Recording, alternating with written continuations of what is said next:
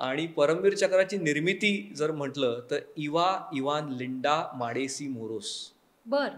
इवान Linda माडेसी morose ही एक Hungarian स्त्री आहे. बर. तिने रॉयल अकॅडमी सँडर्सचे कॅडेट असलेले विक्रम खानोलकर यांच्याशी विवाह केला.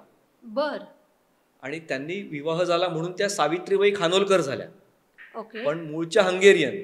पण त्या स्त्रीने परमवीर चक्राची डिझाईनची निर्मिती केली असं म्हणूया. परमवीर चक्राची निर्मिती तिच्या बुद्धिमत्तेतून आलेली आहे त्यांच्या. क्या बात है. लोकांना परमवीर चक्र माहितीये पण त्याच्या मागचा हा इतिहास इतिहास माहित नाही. नाही. 1950 साली पहिल्यांदा परमवीर चक्र देण्यात आलं ते बर. म्हणजे मेजर सोमनाथ शर्मा यांना. बर. 1947 आणि 48 साली जे युद्ध झालं भारत पाकिस्तान, हम्म. काश्मीर त्यांना हवं होतं आणि बडगाम हा जो जिल्हा आहे बडगाम भागामध्ये हे युद्ध झालं. बर. मेजर सोमनाथ शर्मा यांच्या हाताला प्लास्टर होतं तरीही अट्टासाने मी युद्धभूमीवर जाणारच हा आग्रह त्यांनी त्यांच्या कमांडिंग ऑफिसर समोर धरला. ते तिथे गेले. ते त्यावेळेलाही आपल्याकडे जी युद्ध काय म्हणतात सामग्री ती थोडीशी हे नव्हती, आपलं डेव्हलप नव्हती किंवा या सगळ्या कमी होती. बरोबर. त्यावेळेला बंदुकी किंवा रायफली ज्या होत्या त्यामध्ये मॅन्युअली गोळ्या भराव्या लागत.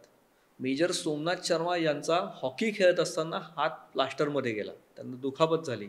पण आग्रह हा होता की मला युद्धभूमीवरती जायचंच. त्यांच्या सोबत असलेल्या सैनिकांना धीर देण्यासाठी, त्यांना मोटिवेट करण्यासाठी मेजर सोमनाथ शर्मा युद्धभूमीवर तर गेलेच. पण त्यावेळेला पाकिस्तानी सैन्याला भारतीय सीमा ओलांडू दिली नाही. अच्छा. या सर्व धुमश्चक्रीमध्ये मेजर सोमनाथ शर्मा यांना वीरमरण आलं. पण त्यांचं शव मिळेना. लहानपणापासून त्यांच्या आजोबांनी त्यांच्यावर भगवद्गीतेचे संस्कार केले म्हणून त्यांच्या खिशामध्ये कायम भगवद्गीता असायची. जळालेलं शव कोणाचं हे ओळखण्यासाठी सहज एका जवानाने त्यांच्या खिशामध्ये हात घातला तर अर्धवट जळालेली भगवद्गीतेची पानं त्यांना दिसली. नैनम छिंदंती शस्त्राणी नैनम दहती पावका.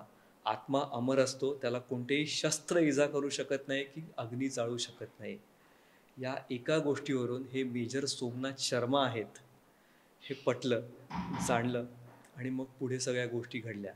पण मेजर सोमनाथ शर्मा नियतीचा खेळ कसा असतो बघा, की ज्या आईच्या कल्पनाशक्तीमधून परमवीर चक्र पदकाची निर्मिती झाली ती त्यांची मुलगीच कुमुदिनी शर्मा यांना भारताचं सर्वोच्च पारितोषिक म्हणजे परमवीर चक्र सावित्रीबाई खानोलकरांच्या मुलीला स्वीकारावा लागला. ती त्यांची पत्नी मेजर सोमनाथ शर्मा यांच्यासाठी.